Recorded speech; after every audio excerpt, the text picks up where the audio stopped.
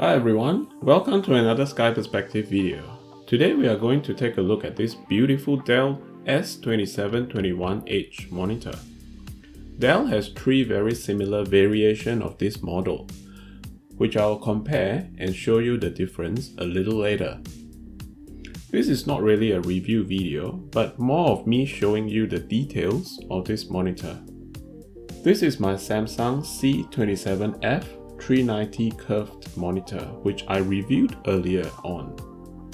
If you had followed my channel, you would know that I'm looking for a second monitor. Dell has this monitor on sale, discounted from $350 down to $210 on Black Friday sale. So I bought it as my second monitor. It actually sits very well together with my Samsung curved monitor. Dell came out with three very similar models, the S2721H, S2721HN, and the S2721HS. One ends with just H, the other ends with HN, and the last one ends with HS. The H and the HN are very similar, with the only difference as far as I can see is that the H has speakers, whereas the HN does not have any speakers. Everything else are pretty much the same between the two. The HS comes with a flexible stand, where you can slide the monitor up and down, rotate left and right, and even rotate between landscape and portrait. Whereas the other two, H and HN, can only tilt. Now, the HS does not come with speakers like the S2721H. The one we are reviewing today is the S2721H. I've got the one with speakers without the fancy stand because I have a monitor arm to do all the fancy moves. So actually, I got the best of everything. Now, let's take a close-up look at its physical feature. Looking at the bottom of the monitor, we can find two HDMI input sources and a 3.5mm audio output of the HDMI on one side.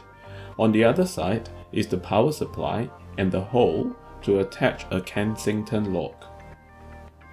And this is the speaker grill underneath the monitor, together with the four menu buttons and power button. At the top and around the two sides of the monitor, there are these nice looking grills, which I assume is for heat ventilation. The profile of this monitor is actually quite thin, which makes it look very sleek and professional. Even though I'm using a monitor arm, I've attached the tilt stand to show all of you how it looks. The stand is very sturdy, and we need to give it quite a firm push in order to tilt the monitor. This is how the base of the stand looks like. It has a convenient flip wing screw to join the arm of the stand. Beside the screw are these two metal fingers, or call it metal dowels if you like. They are meant to plug into the two holes on the arm. The slot plate that slots into the monitor is surprisingly small and tiny, but it does its job pretty well. So all we have to do is simply screw the arm onto the base like so.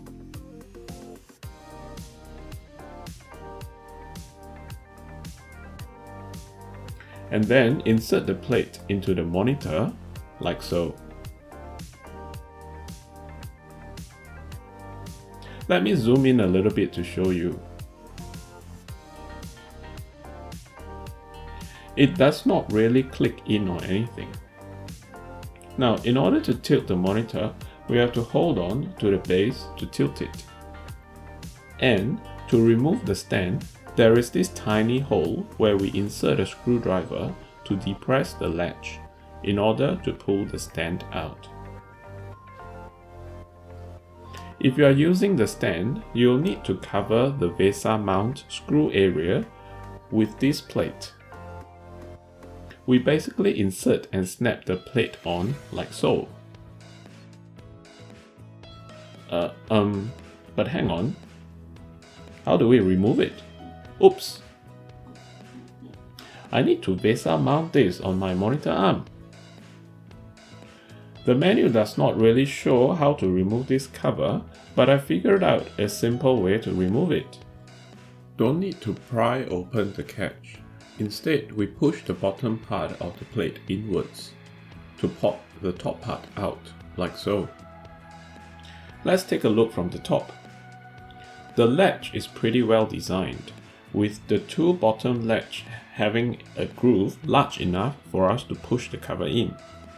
Throughout the years, I like Dell monitors because they design their mechanical parts of the monitor really well. Not just their stand and covers. Even their VESA mount is very easy to install. And they come with VESA mount screws included. Okay, now let's take a look at the menu navigation of this monitor. With the menu, there are 4 buttons. Whichever button we press, this initial menu will appear.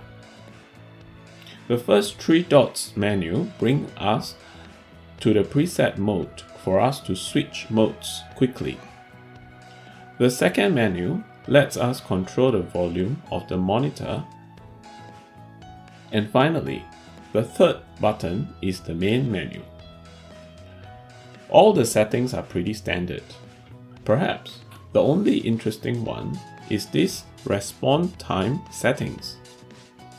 We get to choose between normal, fast, and extremely fast. And throughout every menu, we navigate using the up and down, right, and exit menu. Now overall, I'm very satisfied with this monitor and this purchase. When the monitor is off, it may look like this monitor is borderless, but there is a thin border. My Samsung C27F390 curved monitor has thicker borders though. Surprisingly, the height of both these displays are exactly the same given they are both 27-inch. Even though Dell 27-inch monitor is just a 1080p HD monitor, the display real estate is pretty spacious. This is Window Explorer showing all my videos as large icons. Now just for comparison, in the Window Explorer view settings, this is extra large icon settings, and this is large icon settings. Okay, finally I'll finish this video with a speaker test. The built-in speaker of this Dell monitor is pretty decent, but I wouldn't say it's great. I'll switch between my Edifier speaker and this Dell monitor speakers, and you can be the judge for the sound quality comparison. On my channel, I share with you stories of the tech gear I buy personally. If you like videos like this, remember to subscribe to my channel. My channel has been growing progressively well, thanks to all of you who have subscribed. Okay, I'll keep quiet now, and here is the speaker test. I'll see you in the next video.